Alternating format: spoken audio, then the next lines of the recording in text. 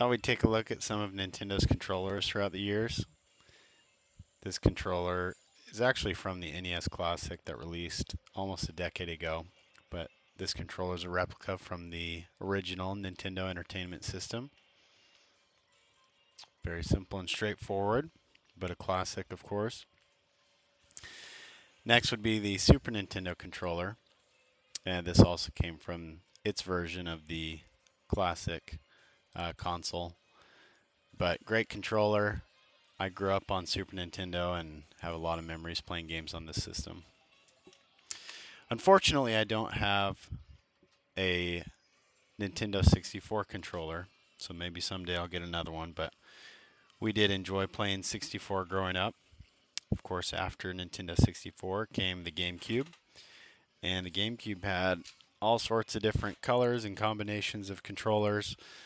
I personally enjoyed using the Wavebird. This was a wireless controller that actually was very it worked really well. There was never any issues that I experienced with input lag. Of course, this controller didn't have any vibration, but it was a wonderful controller, and I think a lot of people look back at it fondly. These are all bundled up, but here's some other GameCube controllers that I have laying around. The classic plain Indigo. Of course, the Indigo with the see-through back. It's kind of a fun one. And then I really liked using this burnt orange controller. I don't know what the official color is, but. And then a lot of people prefer to play Super Smash Brothers with the GameCube controller. So this one here released, I think it was with the Smash Brothers release for Wii U and 3DS. I think that was when they released this controller with the Smash Bros. Theme. And then they did the same thing later, and I think it was this one that came out with um, the Super Smash Bros. Ultimate for Nintendo Switch. But I could have those backwards, so let me know if I'm remembering wrong. Of course, after the Nintendo GameCube came the Wii, which was infamous for its controller, but I think a lot of people began to, as they became acquainted with the Wii, um, they started to appreciate the Wii controllers, the Wii motes, and I think it was more of the gimmick of the motion control that was new at the time. But I don't have any of the nunchuck, and I don't have the classic controller attachment anymore either. But kind of a fun controller. Obviously, a lot of you are familiar. It's in a remote shape. You can hold it sideways and play, or you can play in one-handed and have the nunchuck attachment. But I had some fun different variations. This was a Mario themed one, Luigi themed, and Princess Peach themed. So had these from back when the Wii and going into the Wii U were the systems of the day. So next is the Wii U. Here's the Wii U gamepad. It's not the cleanest. It's kind of been up on the shelf, and I probably should have cleaned up some of these smudges a while back, but nonetheless, just a big tablet of a controller.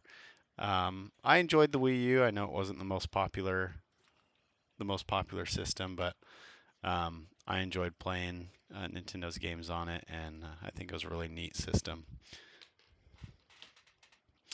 Along with the Wii U, they also released a Pro controller for the Wii U. Um, this was a good controller. I didn't find myself using it all too much. I think I often, as I remember, just played with the gamepad. Um, it feels all right. It's a decent enough controller. Um, I don't like the gloss finish on this or on the gamepad because, as you can see, it leaves a lot of smudges that are very noticeable, unfortunately. But of course, after the Wii U, the Nintendo Switch came out. Um, and being a handheld system, there was um, you know, we've got the now famous Joy-Cons, and of course, you can play with two in each hand, or one in each hand, excuse me. You can hold one sideways and play just like the Wiimote. I really liked the Joy-Con grip that they had released. I thought that was a good idea and a way to make it feel like a more um, traditional controller. But then I feel like this is where Nintendo really started to um, put a little bit more into their Pro controllers.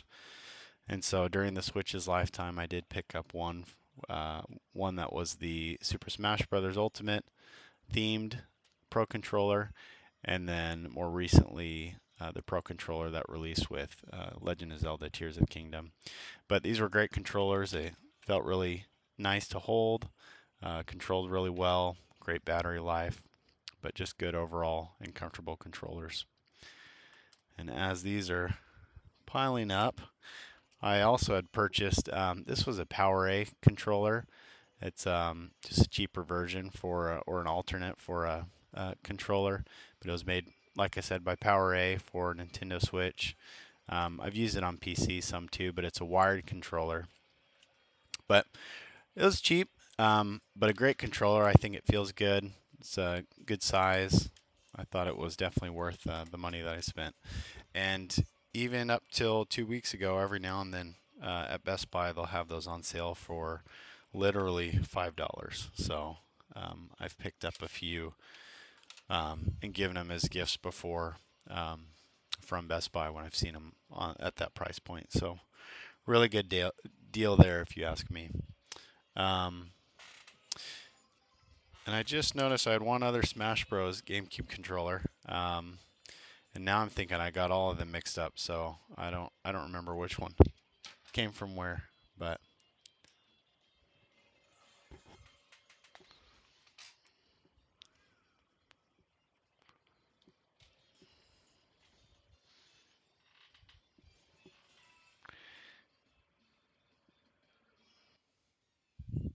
and then last we have the Nintendo Switch 2, of course, which is right here.